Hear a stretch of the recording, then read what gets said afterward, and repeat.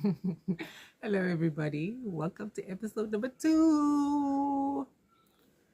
Today, I will be reading a book titled Dearest Mariki, A Mother's Journey Through Grief, Trauma, and Healing. And it was written by Louisa Zondo.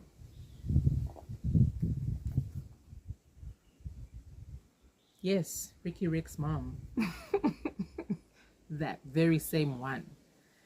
So I want to start off by telling you, I guess, a story about this book. I was given this book by Louisa, actually. Her and I, earlier this year, were both at the Skull World Forum in Oxford, where I was speaking as a plenary speaker.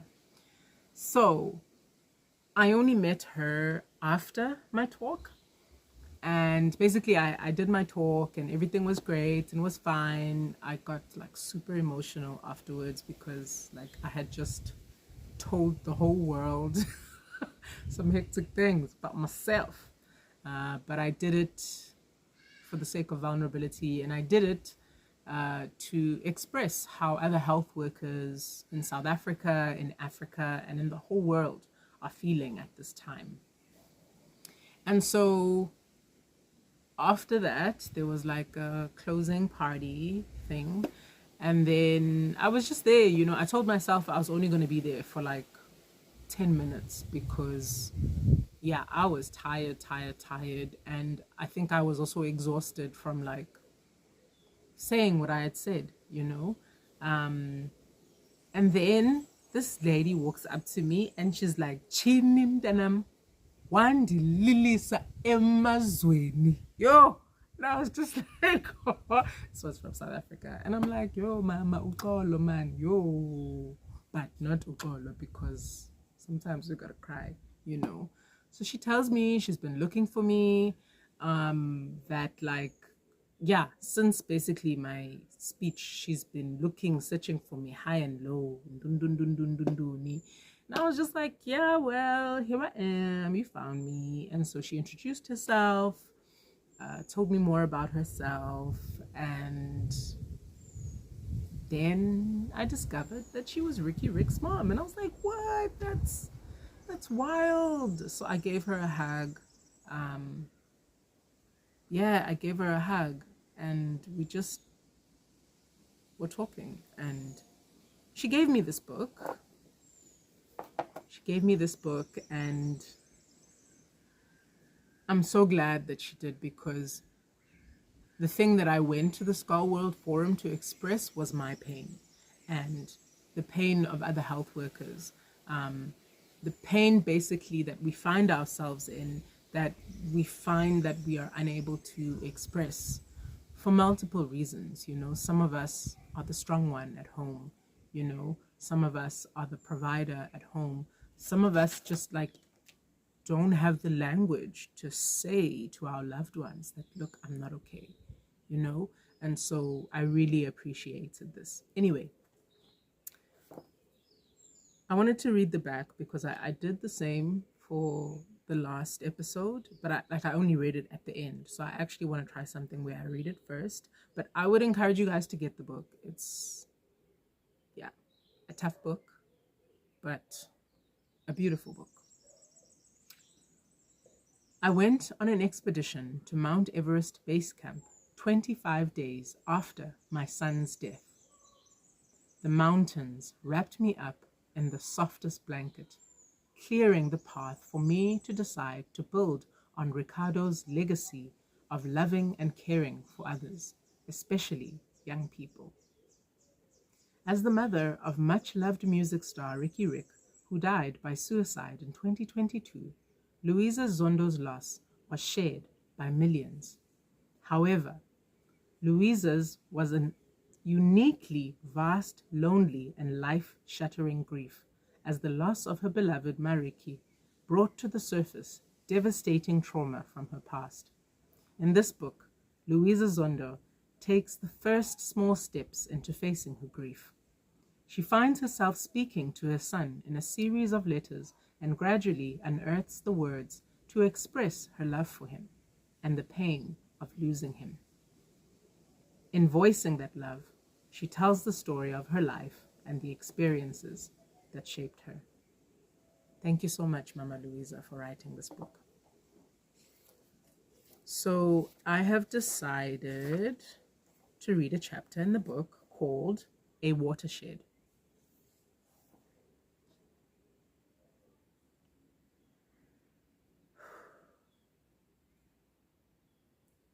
The final year of my LLB was in 1986, and I applied for a 12-month fellowship at the Legal Resources Center, LRC, in Durban. I had applied to do articles at a few white law firms, but I was afraid of working there. While engaging in jurisprudence and the place of law in society, I had allowed myself to be sufficiently troubled by the question, how do we practice law in an unjust legal system and still keep our life force? Fortunately, I was called for an interview at the LRC and offered their fellowship. I welcomed the opportunity of gaining exposure to public interest law. When I began my fellowship, I was pregnant with my second child. My new colleagues embraced me and my pregnancy. I was given 4 months of paid maternity leave. I subsequently learned that my leave application had been approved in error and out of policy. The director of the center was on sabbatical when it was approved, and I was grateful for this administrative error. Sheikhs and I had applied for a British Council fellowship to pursue studies for master's degrees in the United Kingdom. We were both called for interviews. Although I was pregnant when I was interviewed, I was awarded the fellowship, while he was not.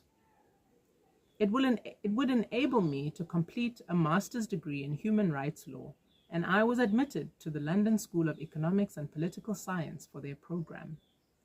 Because the fellowship was starting in the middle of the year in 1988, the LRC generously invited me to stay on for another 6 months. This enabled me to continue to earn a livelihood while gaining further experience in the field of human rights law. Things were coming to a head in my marriage. It was hard for sheikhs to watch me making plans to go to the UK, as the vision had been for us to go together. A streak of jealousy appeared, amidst the tension of being unsure what my departure would mean for us. His jealousy came out in bouts of what I considered ridiculous paranoia.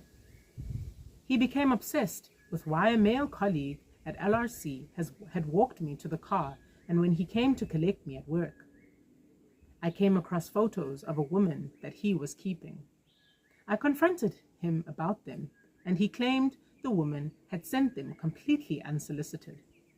I told my sister, who was not surprised and who accused me of not listening when I was told my husband was cheating.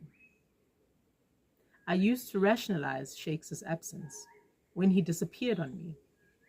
The man was involved with the struggle. He had to travel a lot, have meetings with many people, but now the full truth of his infidelity struck home.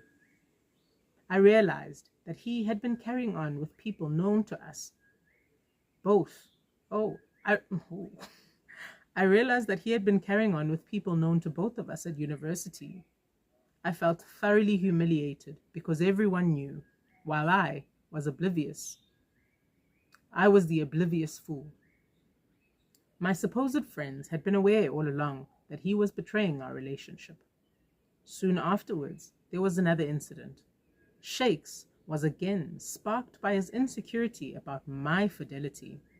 He accused me of having had sex with other men after he observed vaginal discharge in the underwear I removed when I got into bed. He began beating me. "You are my wife," he screamed as he rained blows on me. "Not from today," I replied. "Know that I am not your wife from this day." There are also some pictures here of, I guess, her life, which are beautiful to see. And quite an interesting break from what we just read, because it's like quite an emotional passage. And then to see pictures of people having a good time, people smiling, people celebrating is like I like it because it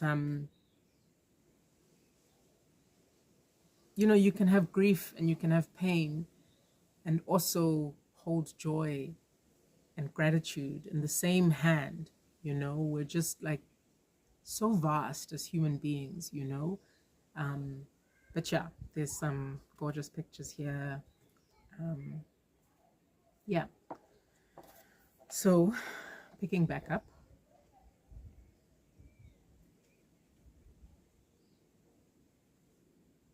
That was the end of it. I decided that I would see out my time at the LRC until August, then leave for the UK. I continued to live with him under the same roof in our rental home in D section, KwaMashu, even though the relationship was effectively over. My mother agreed that it was pointless to disrupt things too much. I cut myself off from Shakes. I no longer cooked for him or attended to him in any way. For the first time, I began knitting. I found a pattern in a magazine, bought balls of wool, and began making a jersey. That meant I could sit alone without having to speak to anyone, least of all, Shakes. We had already agreed that Ricardo, who had turned 1 on the 20th of July 1988, would remain with his father's family in Mankweng, Turfloop, after my departure.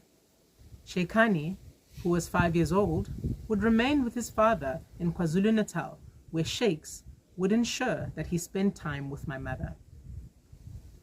The day of my departure drew near. The atmosphere at home grew even more toxic. Eventually, the tension broke in a bloody, messy assault. It was a Sunday. My sister and I had been out and about, distributing invitations to my farewell party that was to take place the following Friday at my mother's house. I came home and went to bed. Shakes must have heard about the party from someone. He arrived home when I was fast asleep and aggressively demanded sex. He was determined to get it, even when I made it clear that it was never going to happen. He began beating me. He hit me on the top of my head so hard that I could immediately taste blood at the back of my throat. I realized I was in trouble. I managed to leave the bedroom and tried to get out the house, but he followed me. He caught up with me in the kitchen. I grabbed the nearest weapon, a long, sharp-pointed, serrated knife I had recently bought that was drying in the dish rack on the sink. Without a word, I turned to him and inserted the knife wherever it landed on his body. As he grabbed hold of me, I realized that I needed to hold on to the knife by all means possible. Otherwise, that might be the death of me. In the struggle for the knife, I bent the stainless steel knife while holding both handle and sharp blade in my right hand. Shakes must have felt weak from the bleeding because he let go and called for help from a neighbor who drove him to hospital. I later found out that he was taken to McCord Hospital. Growing up in KwaMashu, one hears a lot about stabbing. A hand gesture with a limp wrist described the act of stabbing someone. Having seen this in the area, I thought that was how you stabbed somebody. In fear of my life, I stabbed Shakes again and again. Fortunately, my silly technique only caused several bloody but minor surface wounds. After Shakes was taken to the hospital, I slowly and methodically cleaned the blood from the carpets and the surfaces of our home, while I waited for the sun to come up so I could go to my mother's house. The kids were asleep. The wind blew throughout the night. When the sun rose, I gathered the kids and went to my mother's home. I told her what had happened. This was the end of things.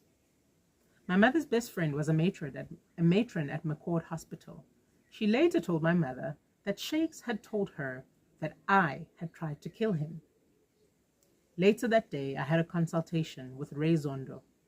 I told him that I needed to air all my dirty laundry and gave him instructions to file for divorce.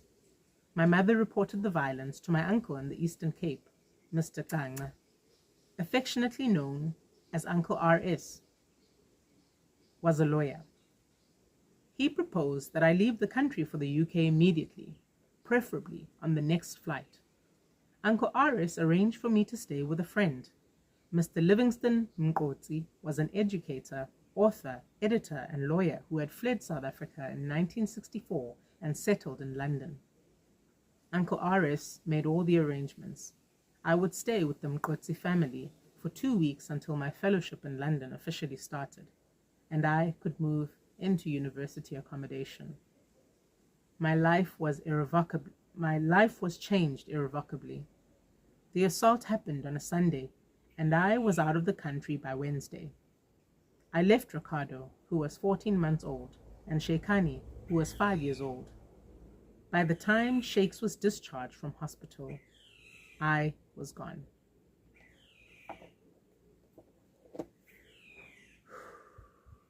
What a chilling chapter.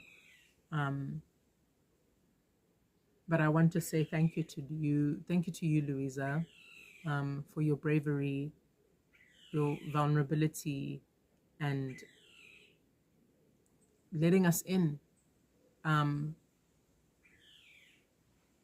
I really enjoyed this book, and this chapter was just so informative. And I think, as a woman living in South Africa, there is so much violence.